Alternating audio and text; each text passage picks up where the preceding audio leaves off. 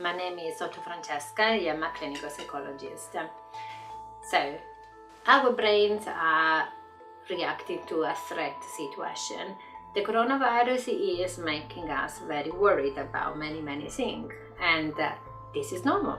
When our brain doesn't know what is happening or what will be happening, we will react with fear and anxiety. That is a sign that our brains are working very well. It's not our fault. We are predisposed to react in that way, and that is essential for our brain to keep us safe.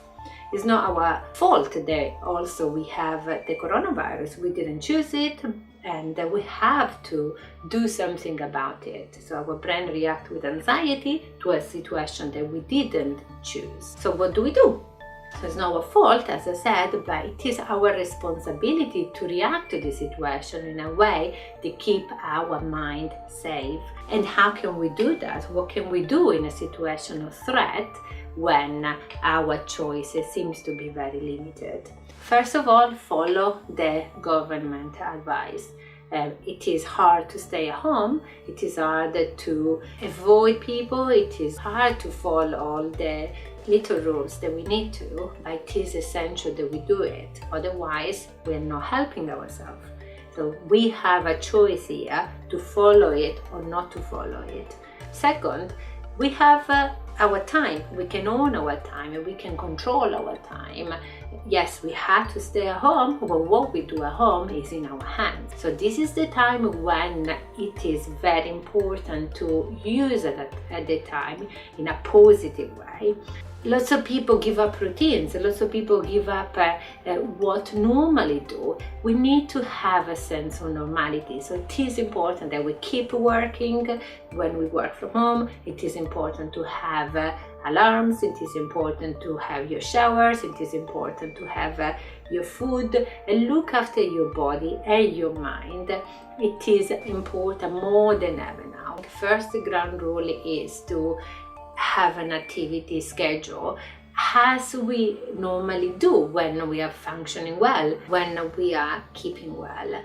Keep in touch with people. The social distancing is such a difficult thing to do for people because naturally we like to be with. But now we are asked to stay away from people.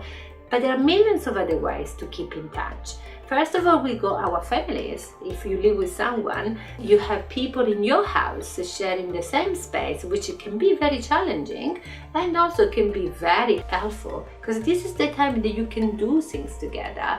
You can spend some time with your kids or with your husband, with your partner, boyfriend, with people that you live with, physically live with, or also remotely. So with the people that you're living with, you can do funny thing. You can do activities with your children like art. You can play in the garden. If you have a garden, you can watch TV. You can do experiments. You can do all sorts of things that you never have the time to do. And with the people that are far away, with your friends that you can't see, or with your family that live far away or you can't visit because of the lockdown, use the social medias. Normally we say no screens or less screens, and now it's okay to have more screens. It is okay to use Skype and WhatsApp, any social media that help you to connect with people that are not close to you. And then the third thing is to look after yourself. It is important that you keep positive. It is very important that you smile at yourself. Go in front of a mirror every day and for 10 minutes, smile at yourself.